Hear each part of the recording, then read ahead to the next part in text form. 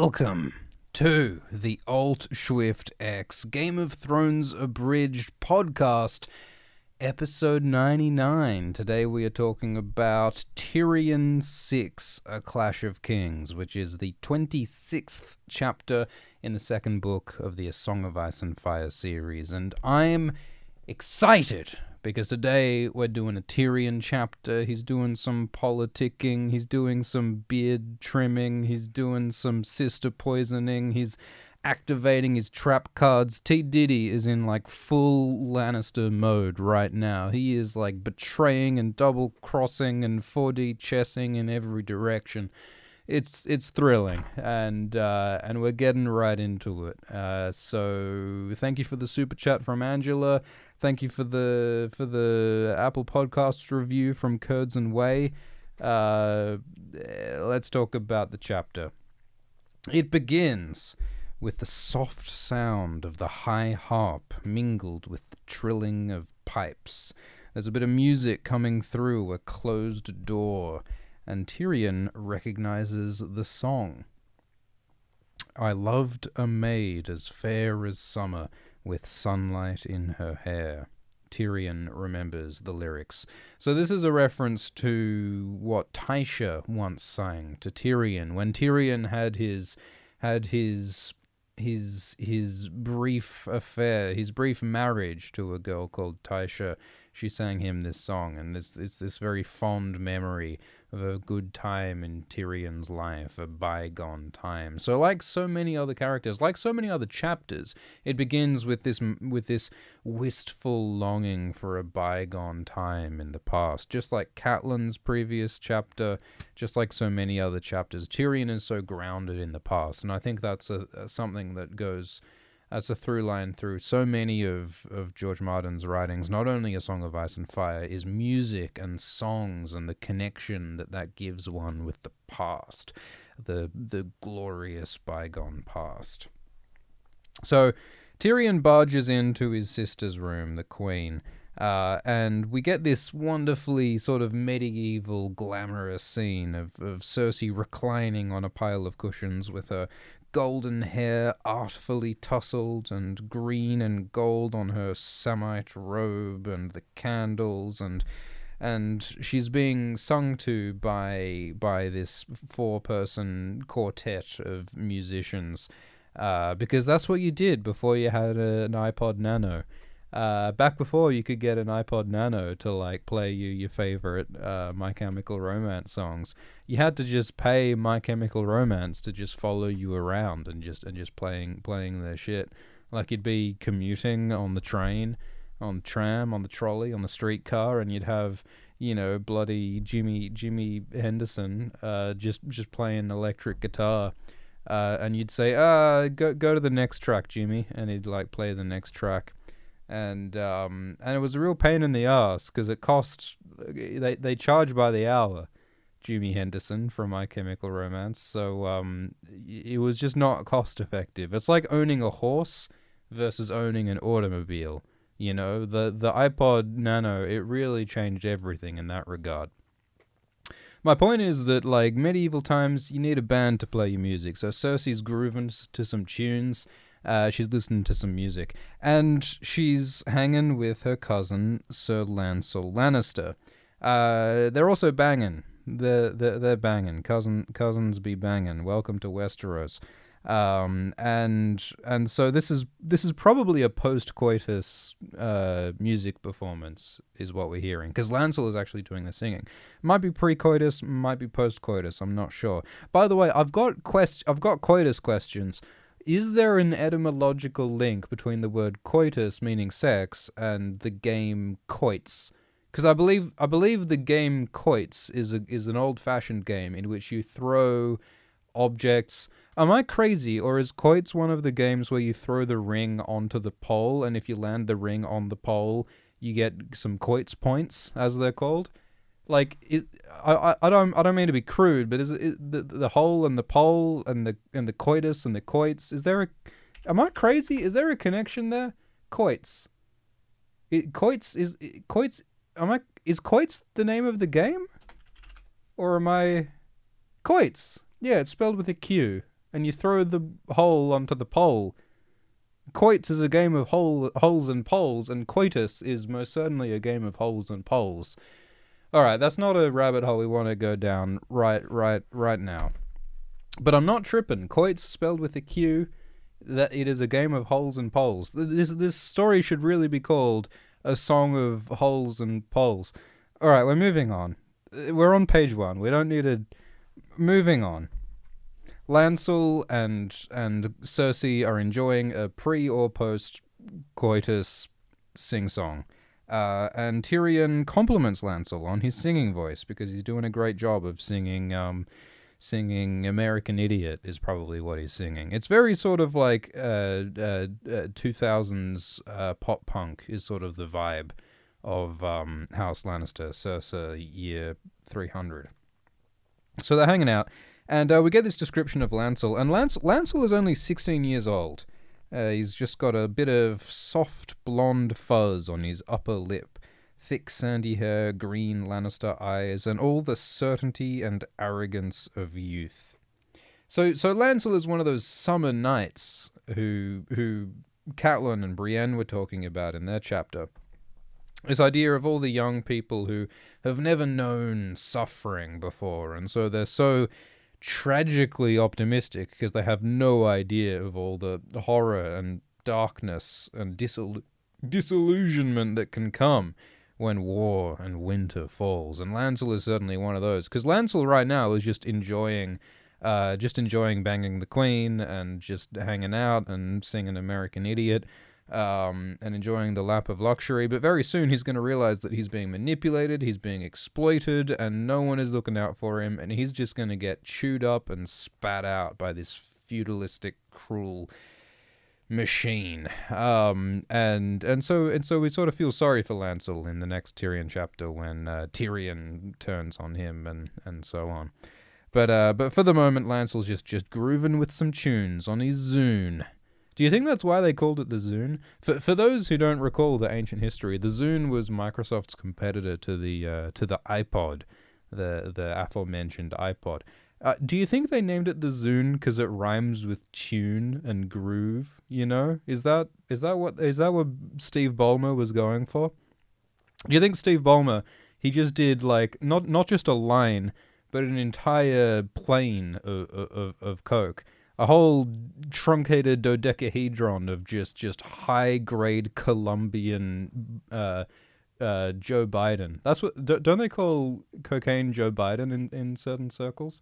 Because it's so white. Look, anyway, my point is that the Zune. What's my point? My point is that Cersei and Lancel and Tyrion are they're just grooving, they're hanging, they're banging. It's all a good time. So that's page 1. Page 2. Oh, and I mean, yeah. No. Yeah? No. Page 2. So Tyrion is walking in on Cersei and Lancel, and Tyrion's like, I gotta talk to you, Cersei.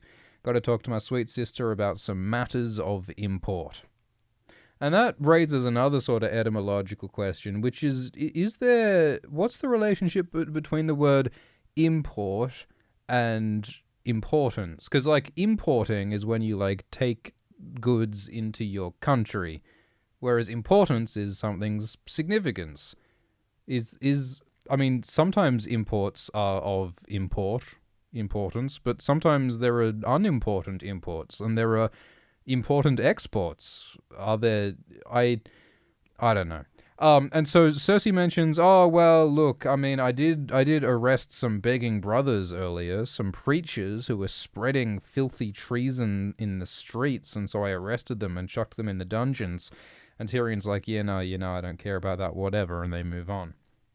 All these Scarberous prophets who are going on about punishing the Lannister regime for not being legitimate.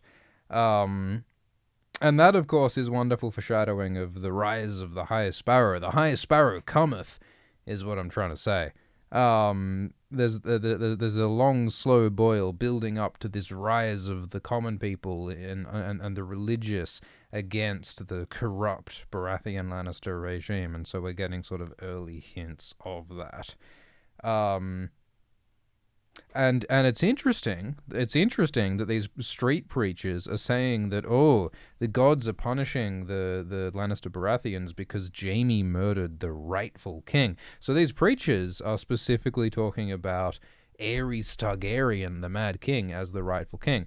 And that sort of fits with a lot of people's theories that maybe the High Sparrow and the Faith will support young Griff, the so-called Aegon Targaryen the Sixth, who just invaded Westeros. So it may be that the religious people will support them. So they arrested some of those prophets, which, you know, just sort of leads to their eventual uprising. And Tyrion doesn't really care about that, and Cersei notices that Tyrion is looking quite pleased with himself, and so naturally Cersei's immediately annoyed at it. What's Tyrion got to be happy about, you know? Cersei, when Tyrion's happy, Cersei gets suspicious, and vice versa, you know? That's like the tragedy of this family dynamic, is that they see it as a zero-sum game. The concept of a zero-sum game is that someone can only win when someone else loses. You're not actually increasing the amount of good in the world, you're only shuffling it about. It's like if I've only got so many boysenberries, and you've only got so many boysenberries, I can only get more boysenberries by stealing some of your boysenberries. That's a zero-sum game. A non-zero-sum game would be if I learned to grow my own boysenberries at my own boysenberry farm, my boysenberry bungalow, and then we could all gain more boysenberries. We would all have wonderful times. But no, Cersei and Tyrion can only get their jollies by stealing each other's boysenberries, and that's a zero-sum game. Anyway, so Tyrion's looking real pleased with himself, but before he reveals why, he just sort of enjoys it, and just sort of, he leaves Cersei trembling in anticipation. And he mentions, oh, you're sleeping in Robert's bed, Robert Baratheon's bed. You're sleeping in the bed where King Robert died. And Cersei says, well, it gives me sweet dreams, which is like such a delightfully evil sentiment for Cersei to enjoy sleeping in the bed of the king who she indirectly helped murder. What with Lancel? Like, that's the thing. Like, Lancel and Cersei are rooting in the bed of the king that they murdered, because Cersei got Lancel to give Robert all that wine while he was hunting the boar that killed him. So this is just a den, a pit of iniquity, just a hive of scum and villainy. This is the murderers, the conspirators, the incestuous, adulterous liars. I mean, this is exactly what these preachers are preaching about, right? Like these septons, these preachers who were saying that the Lannisters are corrupt and illegitimate, they're exactly goddamn right. All of the sins that the faith would hate are embodied in this bedroom. What with Cersei and Lannister's adultery, and well, I guess that's not even adultery now that Robert is dead, right? I mean, I don't really. Well, I guess they're not married. I don't know what the rules are, but I mean. Anyway, it's all corrupt, is what I'm trying to say, and Tyrion's just loving it. So this is one of the dynamics that was captured quite nicely by the show as well. I think the performances by Peter Dinklage and Lena Headey were wonderful in that complicated dynamic where they're family, but they sort of hate each other. But in this moment we're about to get to, they also have some joy together, which is nice. So Tyrion reveals the reason why he's so pleased, and he says that Lord Stannis has sailed from Dragonstone, and Cersei is like, "Nani?" She bolts to her feet, and she's like, "What? Holy guacamole, T-Dog! What are we talking about? Like, we've got to prepare the defenses. We've got to man the walls, because Stannis is, of course, the enemy of good King Joffrey and Cersei and Tyrion and the Lannisters. Stannis wants to take the throne for himself. And Cersei's like, whoa, we got to, like, sort our shit out, bro. The enemy is coming." But Tyrion just starts laughing, and Cersei's like, what's so funny, Dink? What's happening? Why are you laughing? The enemy's coming, this is bad. But then Tyrion's like, dude, bro, sis, listen, Stannis isn't coming for us. Stannis is attacking Renly at Storm's End. The Baratheons are fighting each other. And then Cersei and Tyrion start laughing, overjoyed, and they hug. Like when has Cersei ever hugged anyone, let alone her bloody hated Valancourt brother, the twisted demon monkey imp Tyrion? They actually have a moment of togetherness, which is so lovely. But Tyrion, they're overjoyed that they don't have to fight Stannis right away, that their enemies are fighting each other. It's great. But in that very rare moment of actually like being together and celebrating together and being happy together, Tyrion proposes a toast and gets some wine, and he takes that opportunity to slip a little bit of poison in Cersei's drink.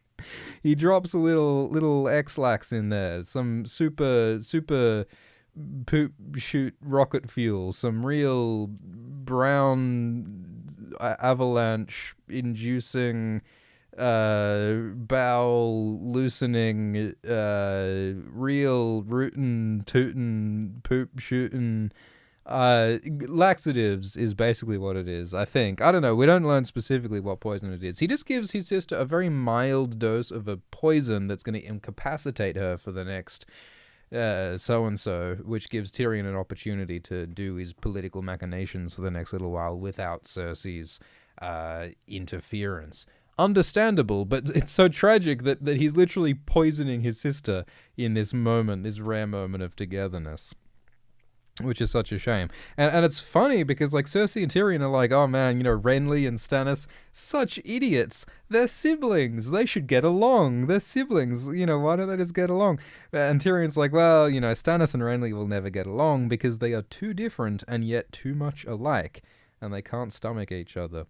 And it's so funny that Tyrion is saying, oh, they don't get along because they're siblings, because Cersei and Tyrion don't get along for much the same reasons. I mean, Cersei and Tyrion, like, superficially seem very different because Cersei is, beautiful and tall and seems self-assured, whereas Tyrion is so intellectual and short and ugly and frowned upon by so many. But fundamentally, they have so many of the same insecurities. They've both got massive daddy issues. They're both desperately trying to win the approval of their dickhead father. They both are so frustrated and spiteful. I mean, Tyrion, especially later on, becomes so spiteful. They're both very privileged and they lack empathy for a lot of the lower social classes. And they both love power and they both want to express that power and they both enjoy lording it over, as we're going to continue to see. So I think that Tyrion and Cersei fail to get along for a lot of the same reasons that Renly and Stannis fail to get along. Because Renly and Stannis, like in so many ways, they seem so fundamentally different, because Renly is quite superficial in a lot of ways. He's very much about appearances and fun and charisma and good times, whereas Stannis is so cold and unrelenting and strict. And yet they both are completely unwilling to compromise and so both determined to be in power. And they are both strong leaders who inspire great loyalty from their men. Like, it's those similarities yet dissimilarities, So thanks for the super chat from Ultimate Fatty, who says that Tyrion gave his sister a teensy little dose of dysentery. Yeah, no, a little bit of dysentery never hurt no one. Cough, cough. So Cersei and Tyrion celebrate Renly and Stannis attacking each other, and Tyrion gives a little bit of poison to Cersei. You'll know about homeopathy, right? So there's people in the past who were like, you know what? What if having a little bit of poison would actually make you healthy?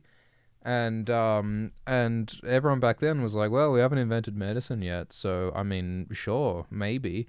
If you put a little bit of, brimstone in your socks, maybe that'll make you immune to fire. I don't know. And then modern medicine caught up and did some studies, and they were like, because what homeopathy is, they dilute stuff. They get, like, a little sample of something that harms you, but then they dilute it over and over and over and over and over until it's just water. Like, it's like one molecule of the particle in like an ocean worth of water. And then they sell that water as a homeopathic cure for stuff. And it's still widely practiced, like, all over the world. Like, homeopathy's a thing all over the place.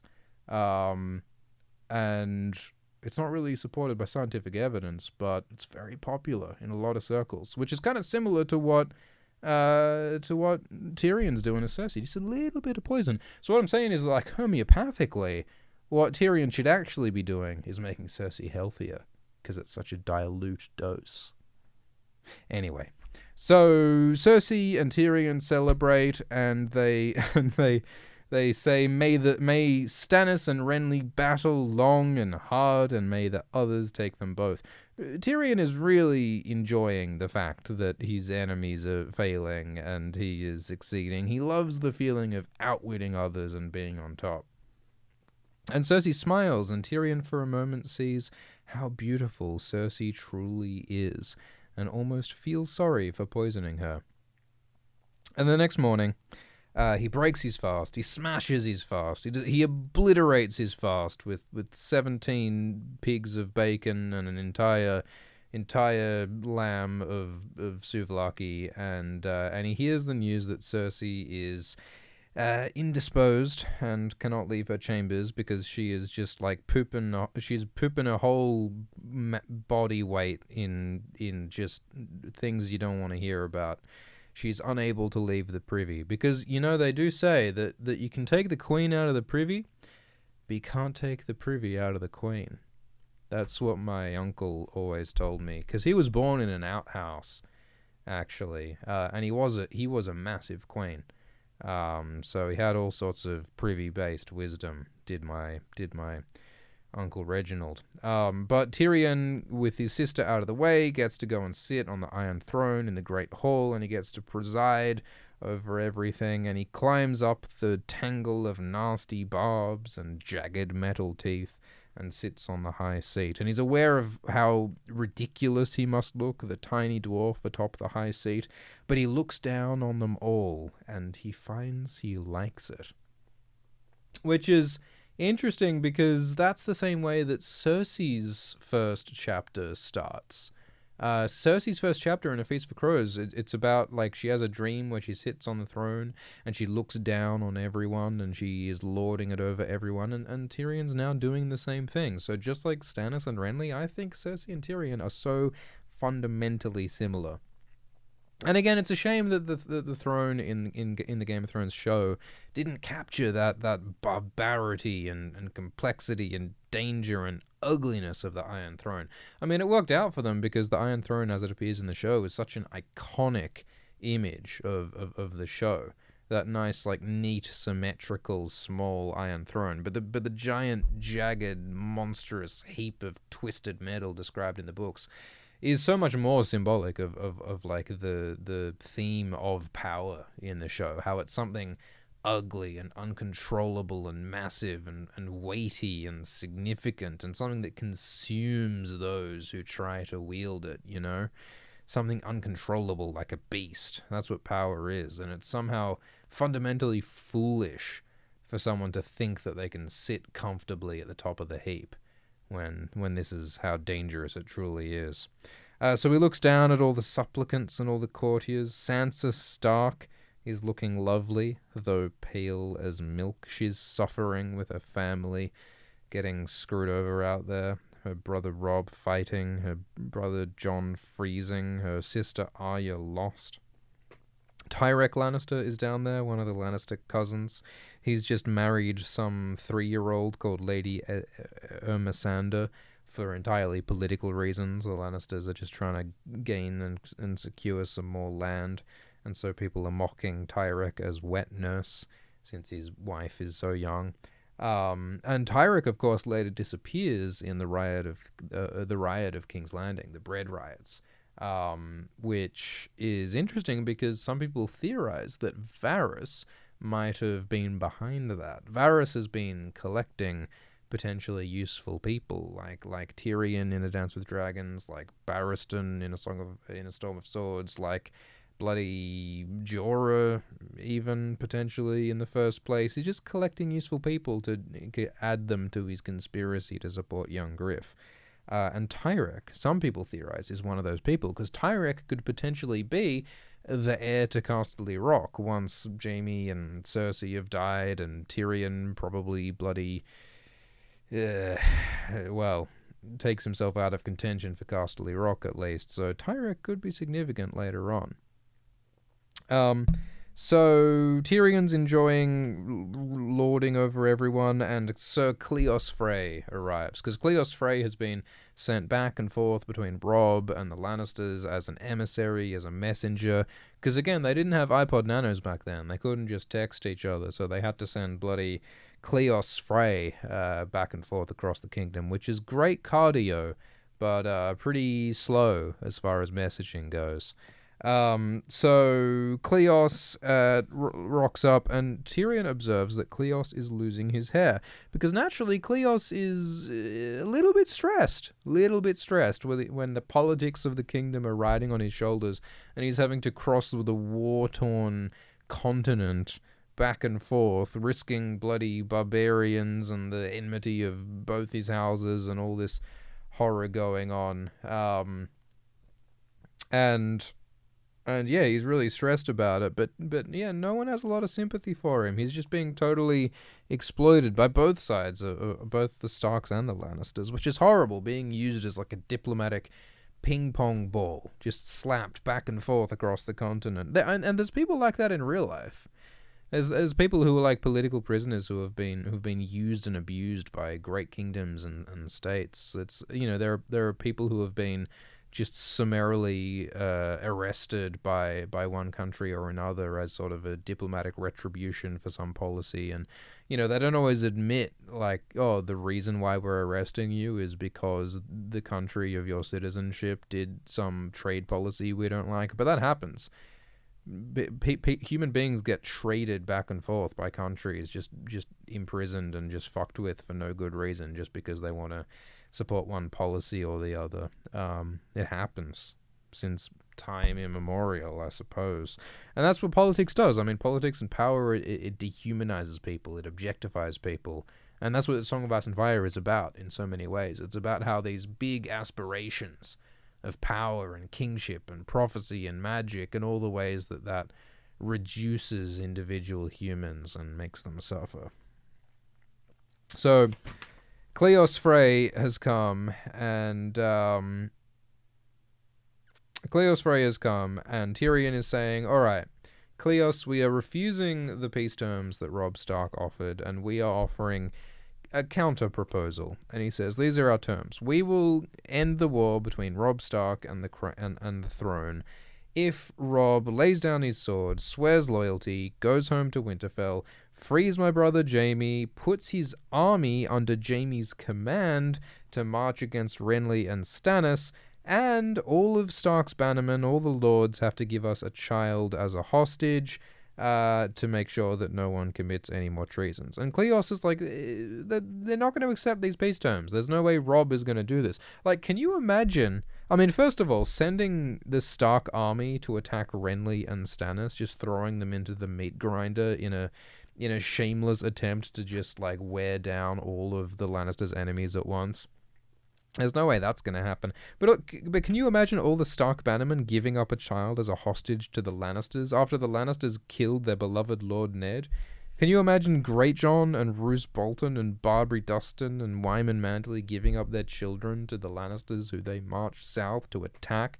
It's never going to happen, and Tyrion knows that. Tyrion's entire objective with these ridiculously demanding peace terms is just to waste time, and that's why it's so offensive to Cleos Frey. You know, he's been battered back and forth across the continent. Tyrion is negotiating in bad faith. All he's trying to do is waste time, buy time, so that the Lannisters and Tywin and Kevin can get their shit together and wipe out Robb's army once and for all. So this is some dirty, underhanded negotiation that's going on. And Tyrion also announces that, hey, by the way, we are going to marry Princess Myrcella Baratheon to Trystane Martell, the son of the Prince of Dorne. And if you'll recall, the whole thing in a previous chapter with Tyrion was Tyrion telling Pycelle, Littlefinger, and Varys 3 different sets of plans for who he's going to marry Myrcella to. And so that plot line is coming to pass now. And Tyrion says, yeah, we'll like exchange some hostages, blah, blah, blah. And he also says, yeah, we'll give you Ned's sword Ice after the peace deal has happened. And so we have Ilyn Payne standing there like the goddamn Grim Reaper with Ned Stark's blade over his shoulder, which is such a wonderful embodiment of death. One of the great characters in Discworld, the Discworld fantasy series by Terry Pratchett, is Death. And it's always fun to personify death as a person. And I think there's lots of different ways to embody death, and I think Ilyn Payne is quite a good one, because I like how Ilyn Payne is silent. You can't reason with a mute. Well, I'm sure there's many mutes, so you can. But symbolically, someone who you can't talk to is someone you can't argue with. Death. Death is something that's just standing there, and when he's ready, he fucking splits your soul from your spine like you wouldn't believe. And so that's what Ilyn Payne sort of stands to represent. And Ilyn Payne represents the death of Ned specifically, because he was the one who swung the sword to take Ned's head off his shoulders, which is so horrible for Sansa. Tyrion feels a stab of pity when he looks at Sansa, the daughter of Ned, who was beheaded. And Tyrion's like, yeah, so once we've made this peace with Robb that's never gonna happen, then we're going to release Sansa and Arya, and they're going to be well treated, and we'll return you to Winterfell. We'll return them to Winterfell after the war is peacefully finished. And of course, Tyrion doesn't even have Arya, because Arya has run off and is with Yoren and the boys, and Harrenhal soon enough. And Tyrion just sort of hopes that Jacelyn Bywater will find Arya alive before Robb finds out that Arya has gone missing. So Tyrion is offering false coin. He's offering things he doesn't have, like Arya, to Robb. So the whole thing, it just lies all the way down. And I guess, Tyrion would argue that, well, this is the way it is in King's Landing. It's a nest of adders. It's all lies. To survive, you've got to tell lies like everyone else. And that's why Ned Stark died, because he failed to play the game and to tell the lies. So maybe it's true. But it's just not a game that's worth playing in the face of all the horrors that are to come. And that's why Alliser Thorne steps up shortly. But there's a few other things to say first. So first, Tyrion says, all right, Cleos Frey, we're going to send you to Robb with these peace terms that I know that Robb can't accept. And by the way, we're going to send to protect Cleos Frey, since I care so very much about Cleos Frey, because the Freys are intermarried with the Lannisters. Since I care so much about Cleos Frey, I'm going to send all of Cersei's guards to protect Cleos, which is actually just a ploy to strip Cersei of all of her guards. Tyrion, in one fell swoop, is taking away all of Cersei's protection so that he has more military power in King's Landing. And it's later, and later on, Varys says, well, Cersei's never going to agree for all of her guards to go away. And then Tyrion later says, but it's actually part of a plot, because I'm actually sending 4 people in with these Lannister guards to go to Robb in the north, and those guards will try and free Jaime. And that it will not only be an attempt to free Jaime, but that ploy is what will convince Cersei to consent to sending her guards north. So Tyrion's got plots within plots within plots within plots, and it's all terribly clever, and Varys congratulates Tyrion on being oh so very clever. But again, it all is about short-term gains in the face of greater long-term dangers, which is about what we're trying to get to, because Alliser Thorne rocks up. The bloody B plot clashes with the A plot, because all of the Jon Snow, the Icy White Walkers, all the magic, all of that stuff comes sneaking into the political plot line in King's Landing and says, hey-o, you might want to know, there's actually all this supernatural, fantastical, whimsical, wastical stuff going on northwards, and it's a bit of a problemo, and it's marching south, and you better know about it. That's basically what Alistair Thorne says. He's a sharp-featured man, 50 years old, hard-eyed and hard-handed. He's black hair streaked with grey, and he's pissed because he's been waiting in King's Landing to see Tyrion for ages. And Tyrion knew that, but he just didn't really care because he was too busy with poisoning his sister and offering unacceptable peace terms to Robb. And so Alistair says, hey, little bit of a problem. It's the apocalypse. The apocalypse is coming. There's White Walkers. They're white. They're walking. They're going to stab us up real good. It's a big problem. The dead are walking. There's whites. They're ripping heads off. It's a big problem. And you know what Tyrion's first response is? There's this laughter in the court when Alistair's talking about dead men. And Tyrion thinks, oh, if people start laughing at him, he's doomed. Does he mean to mock me with this folly? People are laughing at me. And so Tyrion for a moment is like, well, it did feel pretty spooky up on the wall. Maybe there really is some magical wagicals going on. But pretty quickly it's like, no, I've got to maintain my political power here. I've got to maintain face. I've got to maintain pride. And so he starts mocking Alistair Thorne. And he's like, well, maybe you should have killed those dead people better and they wouldn't have kept walking. So Tyrion uses... Tyrion mocks and dismisses Alistair Thorne because of the laughter that was directed at him, which is so similar to his father Tywin. Tywin Lannister's whole thing is that Tywin's father Tytos was laughed at and was mocked and was seen as weak, and ever since Tywin has hated laughter and has prevented any laughter from happening, because the last thing he wants is mockery, because he's so proud and he doesn't want to lose his reputation as a strong leader. Deeply insecure about laughter. And we see that same insecurity in Tyrion now, but their response is slightly different. Well, Tywin is constantly crushing opposition, crushing laughter whenever possible with brutality. Tyrion doesn't have that option so much. What Tyrion does is he weaponizes the laughter. So he mocks Alistair Thorne and he says, oh, you should have buried the dead people better. So Tyrion says, yo, Alistair, I will give you 100 shovels so that you can bury the dead deeper so that they don't climb up and attack you. And everyone laughs, and Tyrion's like, ooh, I've got them on my side. They're all laughing with me. So someone who's been laughed at all his life learns to weaponize laughter. It's like Tyrion says, wear it like armor, So, Tywin crushes laughter, Tyrion weaponizes laughter, but it's all from the same insecurities. Like Tyrion says, like passed down intergenerationally, dancing on the strings of our fathers. But the whole tragedy is that all this sort of insecurity, all this like political pride, all this bullshit is irrelevant in the face of the literal apocalypse that's coming from the White Walkers. Alistair just gets laughed out of the room. But what he's saying is so important. It's like a climate scientist walking into a congressional meeting on whether the parking permits in Zone 5-2 should be funded federally or by state, and they're filibustering about the convention on Article 562 with regards to the jurisdiction of Captain Pants. And it's like, none of that matters in the face of this, but because of the context. Like, that's what it's all about.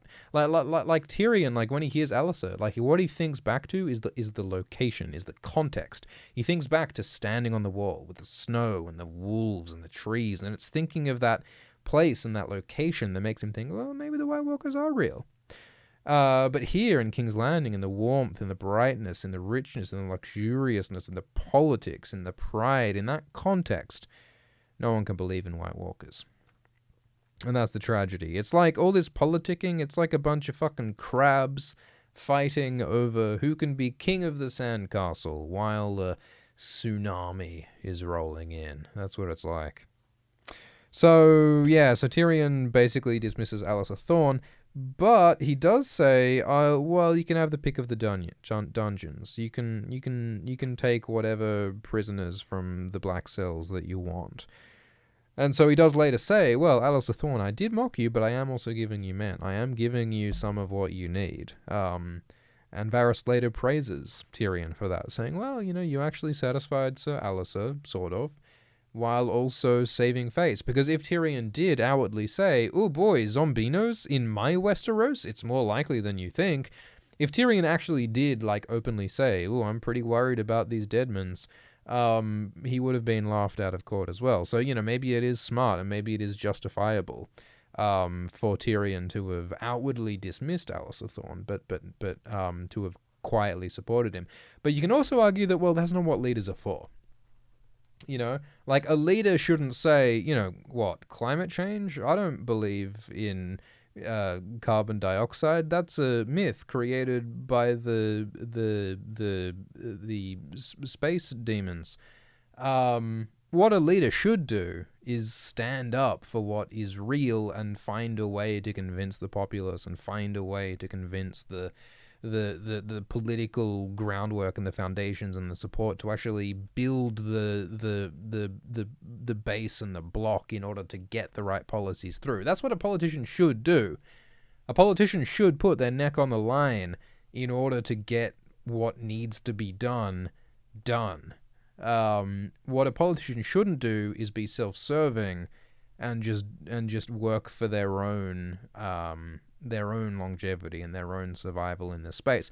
But of course, naturally, like, the politicians who are most likely to be in power are the politicians who prioritize staying in power, right? And that's why the system self-selects for politicians who are not working for the best interests of their country.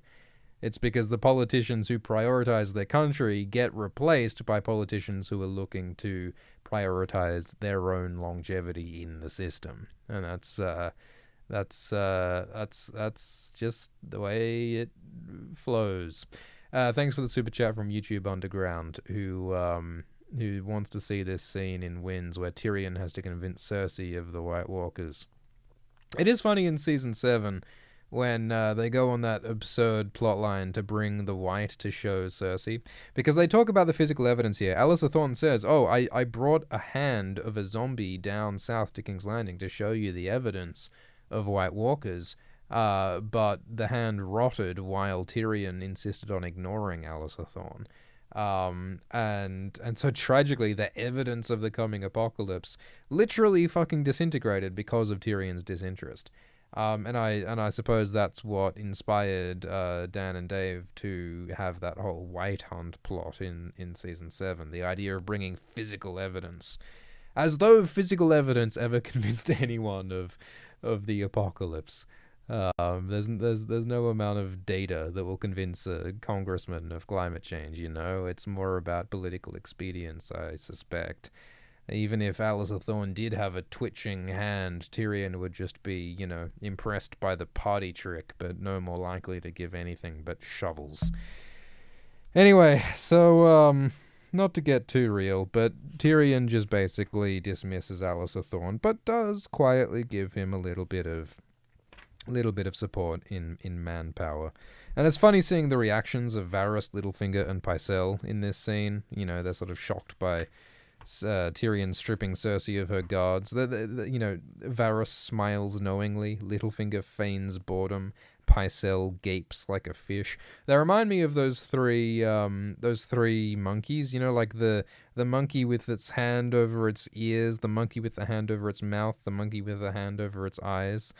I don't know, sort of these just three sort of different archetypes of sort of reaction, Varys, Littlefinger, and Pycelle, like the three fates or the three witches or the three sort of different aspects, three sides of a coin, weird-shaped coin. Anyway, so, Alistair sort of gets dismissed, and Alistair is, proud and sort of aggressive, and he complains about being treated like a base-born servant. Alistair really hates bastards. Who hurt you, Alistair? What happens to a man to become like Alistair Thorne? Well, did Alistair Thorne fight for Aerys or something? Is that why Alistair Thorne is on the wall?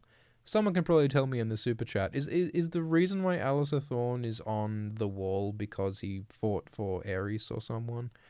I think that might be so. And that's the sort of thing, there are sort of pretty good reasons to become bitter and disillusioned in this world, because there are so many ways in which you can be screwed over in Westeros. Thanks for the super chat from Angela Smith, who wants to see the scene where Tyrion finds out about Cersei's walk of shame. Tyrion would probably love that, yeah, because Tyrion has become very vindictive against Cersei in the later books. And anything where Cersei is humbled and treated horribly, Tyrion would probably love in Book 5. Or, maybe, hopefully, Tyrion might find another moment of sympathy and decency towards his sister. Maybe Tyrion could remember the moment when Cersei hugged Tyrion when they found out about Stannis and Renly. I think that Tyrion's hatred of Cersei only becomes more tragic in the context of the moments of brief affection that they do find. Yeah, people in the chat confirm that, Alliser fought for the Targaryens, and that's why, that's probably part of why he's such a prick all the time. Because he was just fighting for who he thought was the true king, and yet he got condemned to a life of celibacy and hitting boys with sticks, training them to be Night's Watchmen, which would not be a very fun time. So, they're talking. Thorne is trying to convince about the White Walkers. No one's really listening. And Alliser says to Varys, "Oh, it's a troubled and tumultuous time. It's more troubled than you know, eunuch." Because Varys is Varys is so smug and Varys so thinks he's in charge. But he too is ignorant of the White Walkers and the coming apocalypse, because he too is totally engrossed in these, political moves and conspiracies, getting young Griff on the Iron Throne, which seems so doomed. It seems so naive. Varys thinks that he can train the perfect prince just by teaching him religion and arithmetic. We have seen in A Dance with Dragons that young Griff ain't shit. He's just a child who throws tantrums when Tyrion beats him at chess. He's impulsive, he's willful, he has no political experience. Young Griff is going to fail, and Varys is going to burn. Daenerys is going to burn the shit out of Varys. He's going to become a crispy barbecue eunuch before you know it. And I hope that before that happens, Varys gets to see the White Walkers. I hope that Varys gets to see the supernatural apocalypse that he partly enabled by indulging in all this political, personal, prideful piss when he should have been fighting the apocalypse, Varys is contributing to this rot and corruption just as much, at least as much as anyone. And so's Tyrion. Tyrion says that, the king isn't here. The king isn't sitting on the throne because the king is busy playing with his new crossbow. Tyrion gave Joffrey a new crossbow to distract him, in a similar way that Tyrion gave Cersei diarrhea to distract her. Tyrion's just moving everyone else out of his way so that he can run things. But I mean, even that is sort of a short-term gain for a long-term cost. Because Tyrion is indulging Joffrey's love of violence, right? Doing all these horrible things with crossbows, shooting rabbits, and then eventually shooting peasants, then eventually threatening to shoot Sansa. Tyrion is encouraging Joffrey's worst impulses, which is bad for him and bad for everyone in the long run. So everything Tyrion is doing here is good for his short-term political gain, but bad for the long-term future of the realm, which I think is sort of my takeaway from this chapter. So yeah, he laughs at Alliser Thorne and lets him take some men from the dungeons, and it's just all about pride. Just this stupid masculine pride is just what dooms Westeros, I think. And Varys compliments Tyrion, and he's like, wow, you were nice to the Starks by giving them Ned Stark's bones, because he gives him Ned Stark's bones. But you also take away Cersei's guards, and you also give Alliser Thorne some men, but you don't publicly support him. It's also terribly clever, but nothing helpful in the long term, I think. And then Littlefinger confronts Tyrion and says, "Hey Tyrion, you told me that Trystane Martell that Myrcella Baratheon was going to marry Robert Arryn. But now you've announced that Myrcella Baratheon is going to wed Trystane Martell of Dorne, so you lied to me. I don't like being played for a fool. Myrcella can't marry Trystane and Robert Arryn." And Tyrion says, well, not without causing a great scandal. But hey, Aegon the Conqueror did it. He had two partners. Why can't Myrcella Baratheon? You go, girl, you know? If she's the queen, well, she won't be the queen. Not unless Arianne Martell gets her way. Anyway, so the point is that Tyrion is activating his trap card, because a couple of chapters ago, he told Littlefinger one thing, he told Pycelle another thing, he told Varys another thing, and he concludes that Pycelle is the one who leaks the information to Cersei, and that's why Tyrion goes on to arrest Pycelle later in this chapter. But Littlefinger also got tricked in this scheme, and so Tyrion succeeds in antagonizing Littlefinger, as well as antagonizing Pycelle, and antagonizing Cersei, and antagonizing Alistair Thorne, and antagonizing so many people. And that's why Tyrion gets so much joy. Like, here's the thing. A smarter, subtler politician, I think, would screw people over, but not let them know that he was doing it. Tyrion's weakness is that he wants people to know that he's winning. That's Tyrion's stupid narcissistic pride. He wants people to know that he's winning to counteract his insecurity about not being cool and strong and in charge.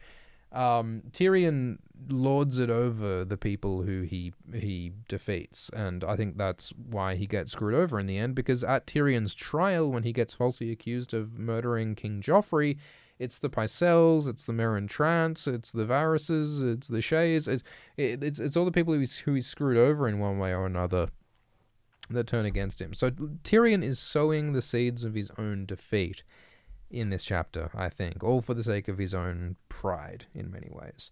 And Tyrion observes the dagger sheathed at Littlefinger's hip, which he knows is the dagger that Littlefinger lied about to get Tyrion arrested by Catelyn back in the day. So, Tyrion knows that Littlefinger did that to him, but he doesn't do anything about it, which is kind of a plot hole. But maybe also one of the sort of points here is that in a minute, Tyrion's about to arrest Pycelle and antagonize him, but doesn't arrest him, doesn't execute him, which is sort of what he maybe should do. Tyrion at the end of the chapter, he's like, well, maybe I should just kill Pycelle, and I should kill Littlefinger, because I know that those people are against me and are betraying me and are not loyal to me. And it's kind of well, maybe he fucking should, If he killed those people, then they wouldn't be a problem for him in the future. And that's sort of the wisdom of Tywin's brutality. Tywin destroys his enemies, and so those enemies can never be a problem for him again. Tyrion antagonizes his enemies and makes it obvious that that they are against each other, but doesn't kill them, and that just creates enemies, instead of killing enemies. And I think Tyrion is foolish that he goes far enough to make an enemy, but not far enough to destroy that enemy. If you get what I'm saying. So Tyrion reveals that, he's sending Cersei's guards to go with Cleos Frey as part of a scheme to free Jaime. So again, every fucking part of what Tyrion is offering Robb is a lie. It is all betrayal. It is all lies. Offering Arya when he doesn't have Arya. Negotiating with no actual intention of making peace, hoping to destroy Robb. All of it is lies and deception. And because he's sending Cersei's guards north, but in amongst the guards, he's sending 4 men who were actually sent to rescue Jaime. He's sending a thief, a poisoner, a mummer, and a murderer, which sounds like the start of a joke. A thief and a poisoner and a mummer and a murderer walk into a bar, and I'm sure there's a great punchline that someone could come up with. And of course that fails as well. That's the other thing. That also fails. They briefly free Jaime, but he just gets captured again. So all that, Tyrion is so self-congratulatory, but none of it actually helps anything in the end. And Varys says that, Cersei is going to be really uneasy when she hasn't got her guards. And Tyrion says, I like her uneasy. But that's stupid. Because when Cersei is uneasy and feels vulnerable, that's when she's most dangerous and lashes out at people. Cersei, Tyrion should want Cersei comfortable and unafraid and not needing to attack anyone. But since Tyrion loves beating people and winning and lording it over people, he just makes enemies everywhere. The smart person might screw people over to gain advantage, but the smart person shouldn't let their enemies know that they're screwing them over, you know? And so then Tyrion that night, he goes and hangs out with these mountain clansmen, which is fun that Tyrion brought these barbarians from the mountains of the moon and has his personal guards as these unwashed savages, which is fun. The Stone Crows and the Moon Brothers and so on. Timett, son of Timett, and Shagga, son of Dolph. And he recruits the boys to go on a little night visit, little social call to Pycelle's house. And he says, Shagga, keep your axe sharp. And Shagga says, a Stone Crow's axe is always sharp. Once I cut off a man's head, and he did not know it until he tried to brush his hair. Then his head fell off. And then one of the others says, is that why you never brush yours? And they all laugh, which I think is funny, the idea that someone's head could be cut off, but they not even realize their head is cut off until later. It's like when Mr. Burns thinks that he's invincible because he's got every disease at once, and he's like, I'm invulnerable, but the doctor's like, no, the slightest change could kill you. It's like Tony Stark. It's like Iron Man when he has like the shrapnel stuck in his heart and he's got the magnet. So he's just a moment away from death. At any moment, like a sharp sneeze could just blow his head off. But he doesn't even know how vulnerable he is. And is that not how we all live? I love the idea that at any moment a fucking like gamma ray burst could just knock our planet out of existence. Like, there's so many ways that our world could just end tomorrow. I mean, anyone could have a stroke. There are people who live their daily lives completely normally. You know, they got their plans, they got their kids, they got their mortgage, they got their lotto numbers, they've got their fucking season finale of NCIS to look forward to. They've got futures. But then, you know, one funny little cell in their brain pan goes pop, and then their life ends.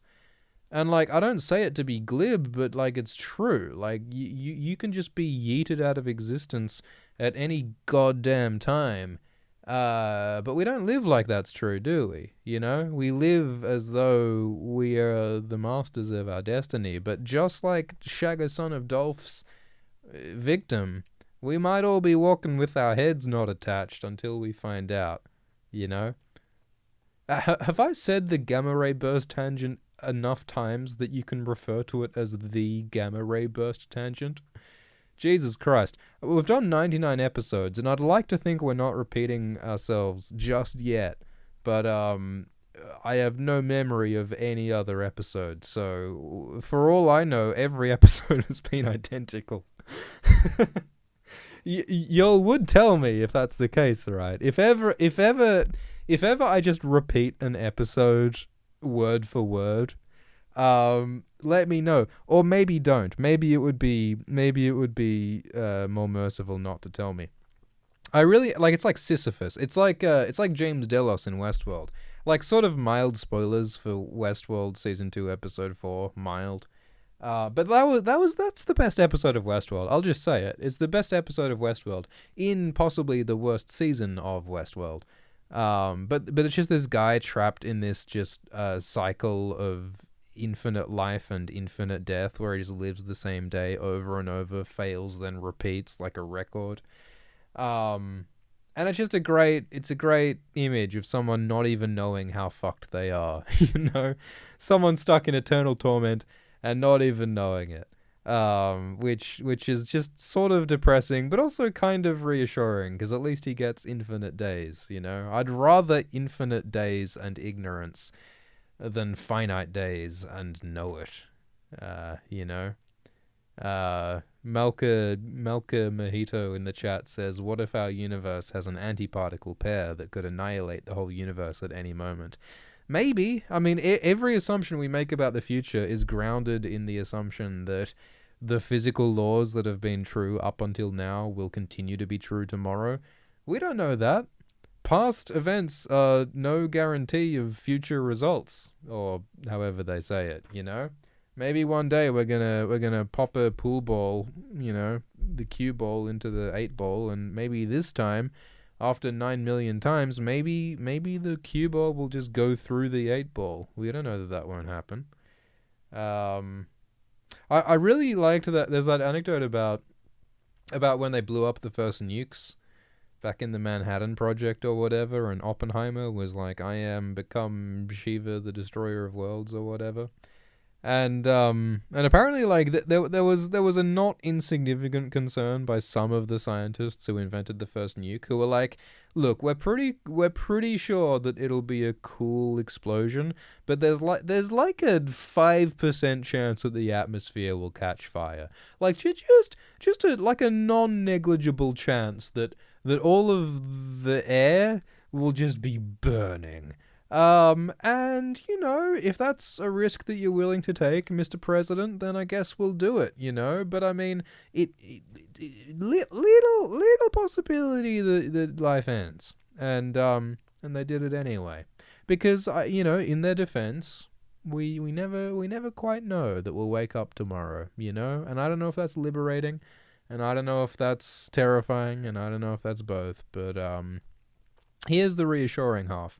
If any of y'all find that depressing, like, yes, it's true that we could wake up dead any moment, but here's the other part: we might wake up. In the same way that we don't know for sure that we will live tomorrow, we also don't know for sure that death is final. I don't really subscribe to afterlife, life after death, heaven. You know, I think it's a little bit of wishful thinking, but it's possible. You know, we don't know for sure that we'll live tomorrow, but we also don't know sure that we also don't know for sure that there isn't life after death. So, you know, maybe that's a counterbalance. You know, that's the counterweight. You know, everything could end, but maybe nothing ever ends. That's the hope. Anyway, so that we're talking to Shagga, son of Dolph.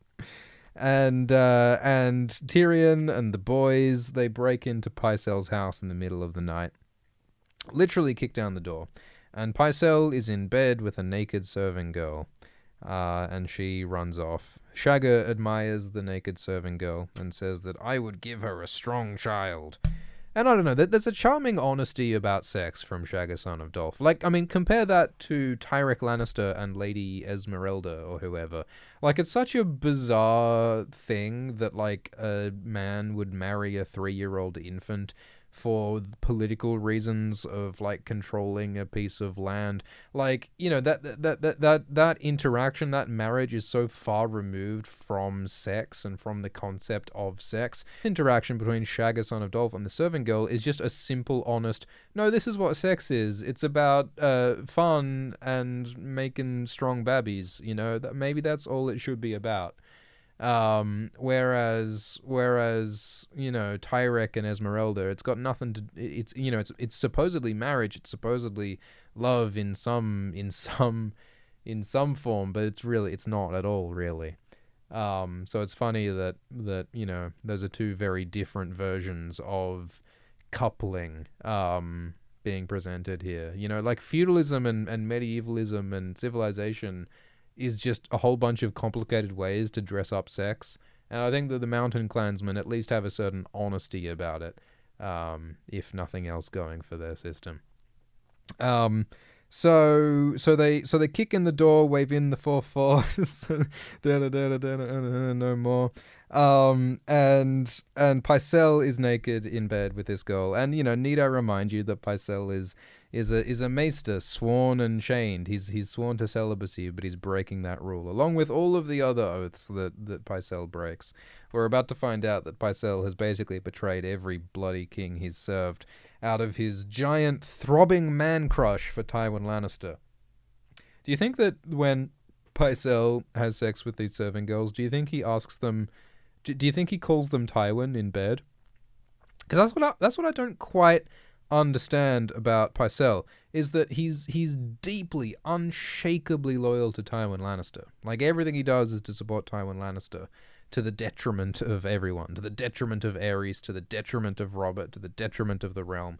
He supports Tywin Lannister. And it's like, is that Why is he so loyal to Tywin? Like, it might be a massive man crush, or maybe it's a little bit like Cresson. Like, at the start of this book, in the prologue, we had Maester Cresson describe his love, his fatherly love for Stannis and for Renly and for Robert.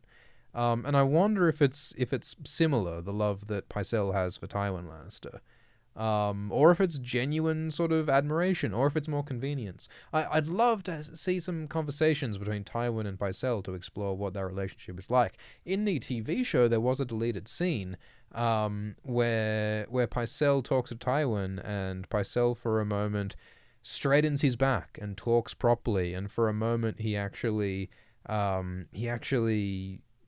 breaks character, and he reveals that his whole sort of doddery old man thing is kind of an act to some extent, and like he talks honestly about his loyalty to Tywin, which is kind of goofy as far as scenes go. I can see why they cut it, but I don't know. Pycelle is still somewhat mysterious to me. Maybe someone should do a video on it one day to sort that all out. But anyway, so Tyrion confronts Pycelle and says, "Yo, I told everyone a different story about who I was going to marry Myrcella to, and you are the one who I told the truth about marrying Trystane, and you betrayed that truth, and so I know that you're a liar, and you're spying for Cersei, and you're not loyal to me." And Pycelle is just, he blames Varys, he blames Littlefinger, and Tyrion knows it's all bullshit, and so he says to Shagga, "Cut off his manhood and feed it to the goats." And Shagga says, "There are no goats, half-man." And so Tyrion says, "Make do," which I think was beautifully delivered in the TV show. I think Peter Dinklage's comedic timing was perfect in the TV show in this scene. One of the differences is that in the book, Pycelle shrieks and jumps backward from Shagga, and he wets the bed, urine spraying in all directions as he tries to scramble back. And this naked old man is pissing all over the room in graphic detail, which is gross. But in the TV show, they show beheadings, they show torture, they show rape. But apparently, seeing a little bit of old man pain was just too much. And let me tell you, 50% of the population is gonna have an old man pain if you're lucky.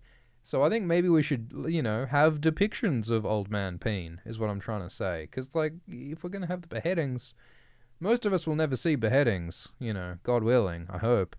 But it never ceases to noodle my noggin that on television it's apparently acceptable to show murder, but it's not acceptable to show, dangly bits.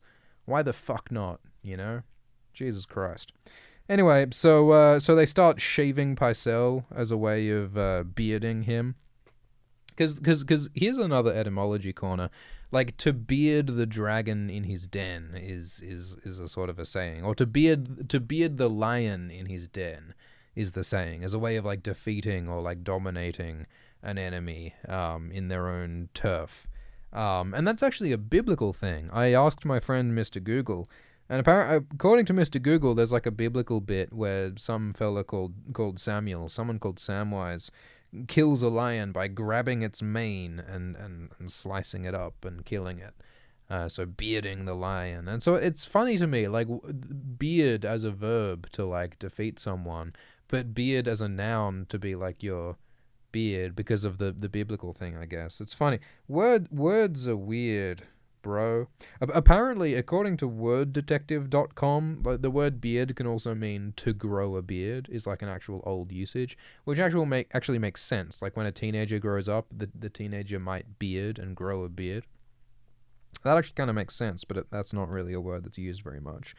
And so Tyrion has Shagga shave off Pycelle's beard as a way of sort of, stripping away his pride, stripping away his authority, stripping away his falsehood, and revealing the lecherous, treacherous, corrupt old man beneath. And Pycelle's like, "Oh, I'm just loyal to Lannister, I'm just loyal to Tywin." He reveals that it was Pycelle who told King Aerys to open the gates to Tywin Lannister, leading to the sack of King's Landing, which is a pretty fucking significant event. And Pycelle had hoped that Tywin would become the king of Westeros after Aerys's usurpation, but of course it ended up being Robert after Robert and Ned strolled on in. And Pycelle also mentions there's that whole plotline about Renly plotting to bring Marjorie to court and to try and convince Robert to marry Marjorie instead of Cersei so that they can make like sort of a power block. And they sort of cut that whole thing out. They cut that whole thing out of the show, which I think is understandable because it's kind of a confusing subplot that goes nowhere. But it does sort of foreshadow the political significance and the machinations of House Tyrell, which is certainly important later on. Smashed Avo in the live chat points out the LGBT definition of bearding. Like a beard is like a straight partner to make a gay person seem straight, right? So there's many different definitions of the word beard, which is interesting. Anyway, so Tyrion is antagonizing Pycelle, and Pycelle is confessing all manner of things. And Tyrion accuses Pycelle of killing Jon Arryn, which is sort of the murder that started this whole story, lest we forget. And Pycelle does say, well, yes, when Jon Arryn was poisoned, I did make sure that he died by denying him access to his maester Coleman, who was trying to save him. So Pycelle did help Jon Arryn to die because Pycelle thought that Cersei wanted Jon Arryn dead. Because Jon Arryn did know about Cersei and Jaime's incest. Jon Arryn did seem to be planning to actually do something about that. And so Pycelle figured that Cersei had poisoned Pycelle. But even though that's not actually the truth, because the truth is that Littlefinger poisoned Jon Arryn as part of his plotline to create chaos and bullshit and to marry Lysa and to take control of the Vale and so on and so forth. So Pycelle didn't even know what the fuck was going on, but he still willingly got Jon Arryn killed, or at least helped him die by denying him his healthcare. And so ultimately Tyrion's like, well, that's all sort of interesting. Not really useful information. It's very interesting information for us as readers, but none of that is really significant. To Tyrion, none of it's very useful information, so he ultimately just has Pycelle chucked in the black cells and imprisoned. And he also steals a few jars of stuff from Pycelle's shelves, which later gets Tyrion in trouble because he's stealing poisons that helps people accuse Tyrion of poisoning Joffrey, which he didn't. But again, antagonizing Pycelle leads to Pycelle testifying against Tyrion at Tyrion's trial. So everything Tyrion's doing is just making enemies. And so Tyrion does say here, oh, well, maybe I should just cut off Pycelle's head. But he doesn't. And because Tyrion doesn't kill Pycelle, Pycelle later testifies against Tyrion and gets Tyrion sentenced to death. So superficially, like at first glance, this chapter might seem like a success for Tyrion Lannister because, he outsmarts all these people, he does all these clever things. But he doesn't really accomplish much in the long term because he makes Pycelle into an enemy, he makes Cersei more antagonistic, stripping away her guards and, not embracing, peace with Cersei. He gives all these false terms to Robb, he pisses off Alistair Thorne, and he fails to address the looming apocalypse. He does just enough to antagonize people, but not enough to actually defeat the threat that they pose. All he really accomplishes, I think, Tyrion in this chapter, is to gratify his own sense of superiority and his own sense of power. And that's why I think that fundamentally Tyrion is quite similar to Tywin and to Cersei. And that's why he doesn't get along with Tywin and with Cersei. Tyrion and Jaime get along because their goals are completely different. Like, Jaime does not get off on power. Jaime does not have these same insecurities. He mostly just wants to fight and to roll in the hay with his sister. And that's why Tyrion and Jaime get along. It's just like what Tyrion says about Renly and Stannis. The reason why they don't get along is because they're too similar. And I think Tyrion is too similar to Cersei and Tywin. It's just like Tywin. It's just like Tyrion says to Tywin at the end of A Storm of Swords, "I am you writ small." They are fundamentally similar. So thank you so much for listening to this chapter, this episode of Game of Thrones Abridged with Alt Shift X. This was episode 99. Thanks for the super chat, Rega, who says, how will you celebrate episode 100? Better do it before the universe ends. Well, there's no knowing when the universe will end, so we better get on that soon. Yeah, we'll do a goddamn episode 100 extravaganza, I reckon. I don't know, what would be the funniest way to do it? I mean, it would be funny if, like, for the first time ever, we actually did a concise, abridged, simple recap and analysis of the chapter without any gamma ray burst tangents. That would be funny. We could also do something like we could just attempt like a 24-hour stream or something. Because that is the fashion these days. The fashion these days is to do like these 24-hour charity streams and, you know, get AOC on your stream and, you know, do a song and dance and play New Vegas with your feet or whatever. I don't know. We should definitely attempt something ridiculous for episode 100. Just to mark the occasion. I mean, sort of the unfortunate bit is that the next episode is a massive downer. The next episode is an Arya chapter where she gets like indoctrinated into Harrenhal. It's a very short chapter as well. And it's where she like gets, you know, stripped and scrubbed and dehumanized, and it's just fucking horrible. So I don't know how we can make like a fun celebratory time out of that particular chapter. But yeah, I don't know. We'll It's actually very short. It's like 1, 2, 3, 4, 5, 6. It's like 7 pages total, which is nothing. But yeah, I don't know. We'll work something out, and I think we'll try and actually announce it in advance, because like, you know, it's 100. It's a centenary. It's a bit of a big deal. You know. So yeah, we'll try and like announce it 24 hours in advance or something, so that everyone's got more of a chance to get to it. Maybe we'll do it live, you know? We'll just go to, like, Times Square, and everyone can be in, like, a COVID-safe Zorb bubble or something. And, you know, we can all just... Hairless Oyster in the chat says, do it on horseback. That's a great fucking idea. I think doing episode 100 on the back of some kind of animal would definitely add to the vibe of it. Lord Farquaad says you could invite that guy Alt Shift X to participate. That guy's a prick. He's too uptight for this sort of show, I think. And besides, whenever I go to his office to try and like work shit out, he's never there. I've never met Alt Shift X in person. It's a fucking nightmare. And nor he me. It's very confusing. A double episode. Crystal and Abiola suggest. Yeah, maybe we could do a double episode. I like the numbering being consistent, though. We would probably still release it as multiple podcast episodes. Maybe we could do like a marathon. Like maybe we could try and do like 5 chapters in one day or something, and that'd just be like a little break in between or something. Yeah, those are all good ideas. All right, we'll close up the stream, but like, you know, keep thinking of ideas. Chuck them in the YouTube comments or whatever, and they'll be taken under consideration. That'll be good.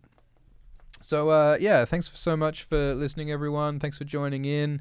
Thanks T Boonating and Tomard Long and Rega and Smashed Avo and John and Angela and Abiola and Crystal and George and Farquaad and Dukansky and Seth.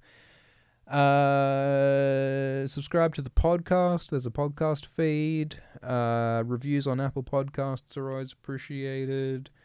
Stay hydrated, eat your vegetables, do some cardio, tell your mum you love her, and have a good one. Cheers.